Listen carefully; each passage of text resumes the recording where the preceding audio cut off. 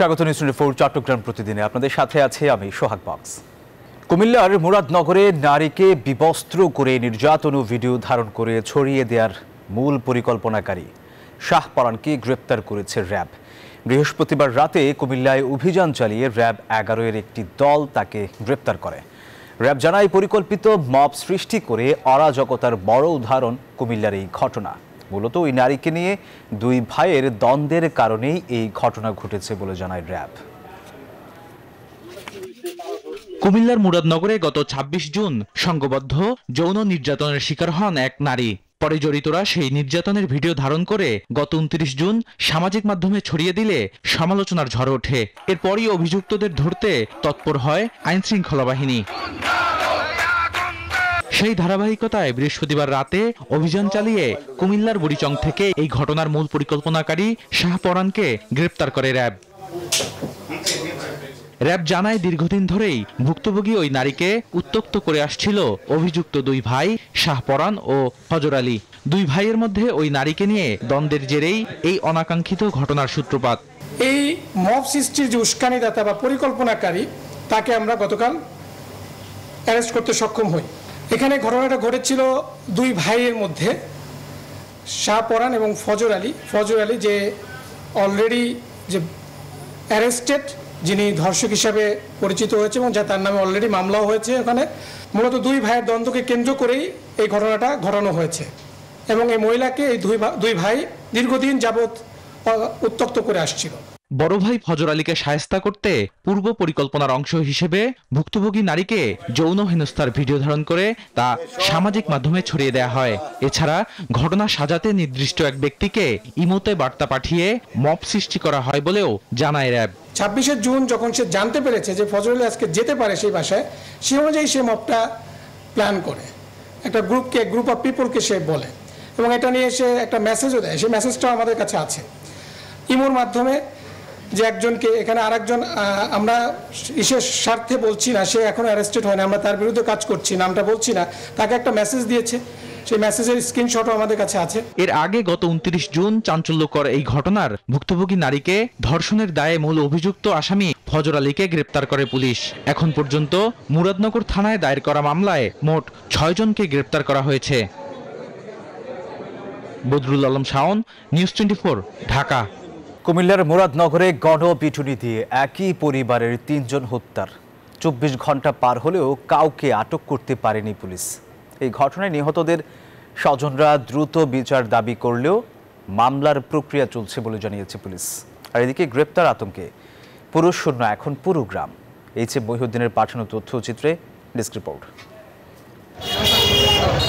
কুমিল্লার মুরাদনগরের করাইবাড়ি এলাকায় মাদক কারবারের সাথে জড়িত থাকায় মা ও তার ২ সন্তানকে গণপিটুনি ও কুপিয়ে হত্যা করা হয়। গুরুতর আহত হয় আর এক মেয়ে। স্থানীয়দের অভিযোগ, দীর্ঘদিন ধরে মাদক ব্যবসা, চাঁদাবাজির সঙ্গে জড়িত নিহত রুবির পরিবার। তাদের অত্যাচারে অতিষ্ঠ ছিল এলাকাবাসী। গত মঙ্গলবার এক স্কুল শিক্ষকের মোবাইল চুরিকে কেন্দ্র করে ওই শিক্ষক ও স্থানীয় ইউপি মেম্বার বাচ্চু মিয়াকে মারধর করে রুবির পরিবার। এরপরই পরিস্থিতি উত্তপ্ত হয়। দীর্ঘদিনের ক্ষোভ থেকে বৃহস্পতিবার ঘটে এই অনাকাঙ্ক্ষিত ঘটনা। আর কি কথা জানা গেল, এলাকার সবাই জানে হ্যাঁ মাদক ব্যবসা থেকে মানে সবকিছু অবৈধ যা কাজ আছে সব বিলি করবে। একবার, দুইবার, তিনবারের বেলা দৌড়াই আইছে, রট লই আইছে, আমার ভাইরা লাইব ফান দিলাম না, কি লেগে আমি কোন ফান না আমি কইতে দিমু, এনো মাইরা লাজ বানাইতেছে। তবে বিচার বহির্ভূত নৃশংস হত্যাকাণ্ডের বিচারের দাবি জানিয়েছে নিহতের স্বজনরা। এটা নিয়ে আমি দৌড়ে এখানে এসেছি, এখান থেকে আবার 2টা ছেলে কি করছে, আমার দৌড়ে দৌড়তে এখানে আনছে, এই রুমে আনছে, আনার পরে তারপর পুলিশ না অনেকক্ষণ পরে এরা কি করছে আমার নেয়া লাড়ি মানে এরা আমার বাসাতে ফোন করে দিছে, এখানে যদি ডুকুস করে জানা মারে করে আমার বাসাতে ফোনের সাথে সাথে লেপুর 11টা বাজে আইছে। এদিকে ঘটনার ২৪ ঘন্টা পেরিয়ে গেলেও কাউকে আটক করেনি পুলিশ। তবে পুলিশের দাবি, পরিবারের পক্ষ থেকে মামলার প্রস্তুতি চলছে। মামলা হলে গ্রেপ্তার অভিযানে নামবে পুলিশ। এই আইন নিজের হাতে তুলে নিয়ে আইনকে নিজের মতো করে ব্যবহার করে যারা এই হত্যাকাণ্ড ঘটিয়েছে আমরা তাদের বিরুদ্ধে আইনানুগ ব্যবস্থা গ্রহণ করব। এদিকে গ্রেপ্তার আতঙ্কে করাইবাড়ি গ্রাম এখন পুরুষশূন্য। অপরাধ নিয়ন্ত্রণে জনগণকে আইন নিজের হাতে তুলে না নেওয়ার আহ্বান পুলিশের। Desk report, news 24। দীর্ঘ 17 বছর পর রংপুরে মহাসমাবেশ করছে বাংলাদেশের জামায়াতে ইসলামী। বেলা 3টায় আনুষ্ঠানিকভাবে সমাবেশ শুরু হলেও সকাল থেকে নেতাকর্মীদের পদচারণে মুখরিত জেলা স্কুল মাঠ। তীব্র রোদ উপেক্ষা করে সমাবেশস্থলে বসে কেন্দ্রীয় নেতাদের বক্তব্য শুনেন কর্মী সমর্থকরা। সমাবেশ থেকে রংপুর বিভাগের 33 আসনের প্রার্থী ঘোষণা করে তাদেরকে কর্মী সমর্থকদের মাঝে পরিচয় করিয়ে দেন দলটির সহকারী সেক্রেটারি মাওলানা আব্দুল হালিম। সমাবেশে বক্তারা বলেন, বিচার এবং সংস্কার ছাড়া আগামী নির্বাচন হলে তা হবে জুলাই শহীদ এবং আহতদের সাথে বিশ্বাসঘাতকতা। জামায়াতে ইসলামী আর পাতানো এবং রাতের নির্বাচন দেখতে চায় না। টার্গেট হচ্ছে, লক্ষ্য হচ্ছে যে 24-এর গণঅভ্যুত্থানে শহীদ আবু সাঈদের খুনি, ফ্যাসিস্টদের বিচার, প্রয়োজনীয় সংস্কার, নির্বাচনের লেভেল প্লেইং ফিল্ড তৈরি এবং আমাদের প্রাণের দাবি। 2024-এ 36শে জুলাই আন্দোলনে বিজয়ী হওয়ার পর থেকে বাংলাদেশ জামায়াতে ইসলামী সুষ্ঠুভাবে সারা বাংলাদেশে কার্যক্রম চালাতে পারছে। দর্শক, রংপুরে জামায়াতের মহাসমাবেশে বক্তব্য রাখছেন কেন্দ্রীয় নেতারা। আমরা সরাসরি চলে যাচ্ছি সেখানে। কৃষি বিশ্ববিদ্যালয় রংপুর মহানগরীতে চাই। এয়ারপোর্ট বিমান ঘাঁটি রংপুর মহানগরীতে চাই। কৃষি প্রধান এলাকা হওয়ার কারণে আলু চাষিরা বর্তমান বৈষম্যের শিকার। কোটি কোটি টন কৃষকরা কষ্ট করে আলু চাষ করে ও প্রতুল এই আলু রাখার জায়গা থাকার কারণে, একটি সিন্ডিকেটের কারণে আলু চাষিরা তাদের ন্যায্য মূল্য পাচ্ছে না। ব্যবসায়ীরা আজকে ধুকে ধুকে মরছে। আমি আমিরে জামাতের মাধ্যমে কেন্দ্র সরকারকে অনুরোধ করতে চাই, আমার এলাকায় আলু চাষিদের ভাগ্য ফেরানোর জন্য। কুমিল্লার লাকসামে দলীয় নেতাকর্মীদের সাথে মত বিনিময় সভা করেছেন কেন্দ্রীয় যুবদলের সাবেক শ্রম বিষয়ক সম্পাদক এবং কুমিল্লার 9 সংসদীয় আসনে বিএনপির মনোনয়ন প্রত্যাশী ডক্টর রশিদ আহমেদ হোসাইনি। শুক্রবার লাকসামের মুজাফফরগঞ্জ চিকুনিয়া আনসারিয়া ফাউন্ডেশন মাদ্রাসায় এই মত বিনিময় অনুষ্ঠিত হয়। এ সময় তিনি অভিযোগ করে বলেন, ত্যাগী এবং নির্যাতিত নেতাকর্মীদের কমিটিতে মূল্যায়ন করা হচ্ছে না। এতে নেতাকর্মীদের মাঝে ক্ষোভ সৃষ্টি হচ্ছে। তাই সকল মতভেদ ভুলে আগামী জাতীয় নির্বাচনে দলীয় প্রার্থীকে বিজয়ী করতে সকলকে আহ্বান জানান তিনি।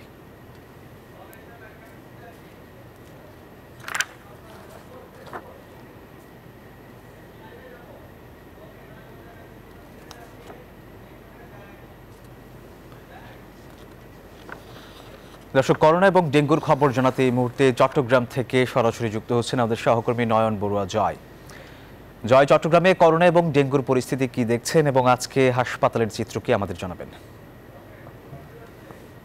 আপনাকে এর আগের ঘন্টায় কিন্তু আমরা দেখানোর চেষ্টা করেছি। চট্টগ্রাম মেডিকেলের দৃশ্যটি আপনি দেখতে পাচ্ছেন। এখানে রোগীদের সংখ্যা কিন্তু অনেকটা বেড়ে চলছে, যেহেতু বিভাগের মধ্যে সবচেয়ে বড় একটি হাসপাতাল, সরকারি হাসপাতাল।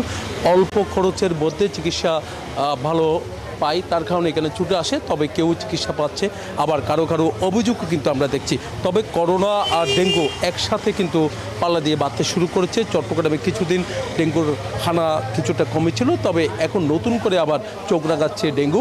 একই সাথে করোনার থাবা কিন্তু কোনোভাবে থামানো যাচ্ছে না। এই পর্যন্ত 7 জনের মৃত্যু হয়েছে করোনায় গত 1 মাসে, আর এখানে সংক্রমিত হয়েছে 171 জনের বেশি বলে আমরা জানতে পেরেছি করোনায়। তো তাহলে বুঝতে পারছেন দ্রুত গতিতে কিন্তু ছড়াচ্ছে করোনা।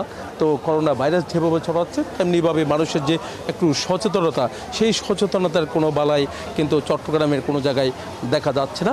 তবে মানুষ কিছুটা সচেতন হয়েছে। যদি কারো জ্বর, কাশি, সর্দি হয় তাহলে দ্রুত সময়ের মধ্যে তারা চিকিৎসকের পরামর্শ নিচ্ছে।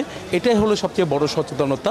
তো চিকিৎসকরা বলছেন, এরকম যদি সচেতনতা হয়, মানুষ যদি একটু দ্রুত সময়ের মধ্যে চিকিৎসকদের পরামর্শ নেয়, তাহলে অন্তত মৃত্যু থেকে রেহাই পাওয়া সম্ভব বলে তারা মনে করছেন। তবে মানুষ যদি নিয়ম মানে, তাহলে কিন্তু এই যে করোনার যে থাবা, সে থাবা কিছুদিনের মধ্যে অনেকটা কমে আসবে বলে আশা করছেন। এই ছিল আমার এখানকার সর্বশেষ। ফিরে যাচ্ছে স্টুডিওতে সোহাগের কাছে। জয়, আপনাকে ধন্যবাদ। দর্শক, রংপুরে জামায়াতের মহাসমাবেশে বক্তব্য রাখছেন দলটির আমির ডাক্তার শফিকুর রহমান। আমরা সরাসরি চলে যাচ্ছি তার বক্তব্যে। নির্বাচনের জন্য কতগুলো মৌলিক সংস্কার অবশ্যই করতে হবে, আমরা সেই সংস্কারগুলোর কথা বলেছি। আমরা ওই সংস্কারও আদায় করে ছাড়বো এবং সুষ্ঠু নির্বাচনও আমরা ইনশাআল্লাহ আদায় করে ছাড়ব। কেউ যদি আওয়ামী ফেসিবাদ আমলের নির্বাচনের স্বপ্ন দেখে থাকেন, আমরা বলবো মহান আল্লাহর সাহায্যে আমরা সেই স্বপ্নকে দুঃস্বপ্নে পরিণত করবো ইনশাআল্লাহ। এ স্বপ্ন বাস্তবায়ন হতে দেওয়া হবে না, কোন প্রশাসনিক ক্রু করতে দেওয়া হবে না, ভোট কেন্দ্রে কোনো হস্তান্তর চলবে না, কালো টাকার কোনো খেলা সহ্য করা হবে না। এটা মনে রাখতে হবে। আবু সাইদের সঙ্গীরা তারা কয়েকশো জন দুনিয়া থেকে বিদায় নিয়েছে, শিক্ষা রেখে দিয়েছে, আওয়াজ তুলে দিয়েছে যে আমাদের এই লড়াই অব্যাহত থাকবে। এই জন্য এরা বলেছে বৈষম্যহীন একটা মানবিক সমাজ প্রতিষ্ঠিত না হওয়া পর্যন্ত। তারা স্লোগান দিচ্ছে আবু সাইদ মুক্ত, শেষ হয়নি যুদ্ধ। রংপুরবাসী আপনারা বড়ই সৌভাগ্যবান, এ বিশাল আন্দোলনের আইকনিক পার্সন আপনাদের বুকের সন্তান আবু সাইদ। তার গর্বিত পিতা এখানে বসে আছেন, শহীদ পরিবারের অন্যান্য সদস্যবৃন্দ বসে আছেন। আমরা মহান দরবারে, মহান রব্বে কারিমের দরবারে নত শিরে শুকরিয়া আদায় করি, আল্লাহর দরবারে দোয়া করি এই পরিবারগুলোর নিরাপত্তার দায়িত্ব আল্লাহ যেন গ্রহণ করেন। দর্শক, রংপুরে জামায়াতের মহাসমাবেশে বক্তব্য রাখছেন জামায়াতের আমির ডাক্তার শফিকুর রহমান। আমরা সরাসরি ছিলাম সেখানে। চট্টগ্রামে পাইকারি সবজির দাম কমেছে, তবে এর কোনো প্রভাব পড়েনি খুচরা বাজারে। ক্রেতাদের অভিযোগ, পাইকারির চেয়ে খুচরাতে কয়েক গুণ বেশি দামে বিক্রি হচ্ছে সবজি। সরবরাহ পর্যাপ্ত থাকার পরও ইচ্ছে মতো সবজির দাম বাড়িয়ে নিচ্ছেন এক শ্রেণীর অসাধু ব্যবসায়ীরা। এতে বিপাকে পড়েছেন তারা। আর এই অবস্থায় বাজার নিয়ন্ত্রণে প্রশাসনের নজরদারি বাড়ানোর জোর দাবিও তাদের। আবু জাবেদের ছবিতে চট্টগ্রাম থেকে নয়ন বড়ুয়া জয়ের রিপোর্ট। চট্টগ্রামের বিভিন্ন বাজারে সবজি সরবরাহ বাড়ায়, পাইকারিতে দাম কমলেও এর কোনো প্রভাব পড়েনি খুচরা বাজারে। পাইকারিতে 13 থেকে 14 টাকা কেজিতে বিক্রি হচ্ছে মিষ্টি কুমড়া, আর 18 থেকে 20 টাকা কেজিতে বরবটি। 20 টাকা থেকে 25 টাকায় বিক্রি হচ্ছে শসা, কচুমুখী, ঢেঁড়স, কাঁচা পেঁপে সহ আরও অন্যান্য সবজিও। এখন খুচরা বাজারের তো আমরা বলতে পারবো না, আমরা তো পাইকারি বাজারে তো কম বাজারের দাম বেশি কোথায়, আমরা পাইকারি বেচতেছি চিপ রেট, এখানে দাম বেশি না তো। এখানে রেট দিন বাজার একটু গাড়ি বেশ আসছে লেট কমে গেছে। তবে ভিন্ন চিত্র খুচরা বাজারে। পাইকারির চেয়ে খুচরাতে কয়েক গুণ বেশি দামে বিক্রি হচ্ছে সবজি। কাঁকরোল ও বেগুন প্রতি কেজি বিক্রি হচ্ছে 100 টাকা, আর বরবটি ও ঢেঁড়স বিক্রি হচ্ছে 80 টাকা, আর টমেটো বিক্রি হচ্ছে 120 টাকা দরে। ক্রেতাদের অভিযোগ, সরবরাহ পর্যাপ্ত থাকার পরও ইচ্ছে মতো সবজির দাম বাড়িয়ে নিচ্ছেন এক শ্রেণীর অসাধু ব্যবসায়ীরা। সবজির দাম মাঝখান থেকে কম ছিল, এখন খুব বেশি দাম বেড়ে গেছে সবজির দাম। সবজি প্রচুর আছে কিন্তু সবজির দামটা অনেক বেশি। না কমতি নাই তো, সবজি তো অ্যাভেলেবেল কিন্তু দাম বাড়তে আছে। বিক্রেতারা বলছেন উত্তরবঙ্গের সবজির চেয়ে চট্টগ্রামে উৎপাদিত সবজির দাম অনেক বেশি। হয়তো এগুলা দাম বেশি, ভেন্ডি 60 টাকা, লতি 60 টাকা, ঝিঙ্গা 60 টাকা, পরল 60 টাকা, লইবা 50-60। এইদিকে ভরা মৌসুমেও 2400 টাকা কেজিতে বিক্রি হচ্ছে ইলিশ। রুই কাতলা যেগুলো এখানে ফার্মের মধ্যে হচ্ছে ওগুলোর দাম কম, আবার পুকুরে যেগুলো হচ্ছে দেশি ওগুলোর দাম আবার বেশি। এখন 1 কেজি ওগুলো চলতেছে 2400, আর 1200 গ্রাম চলতেছে 25-26 এর উপরে। স্বস্তি নেই গরু ও খাসির মাংসের দামে, কমেনি চালের দামও। নয়ন বড়ুয়া জয়, নিউজ 24, চট্টগ্রাম। দর্শক, এই ছিল নিউজ 24 চট্টগ্রাম প্রতিদিনের সংবাদে। ধন্যবাদ সবাইকে।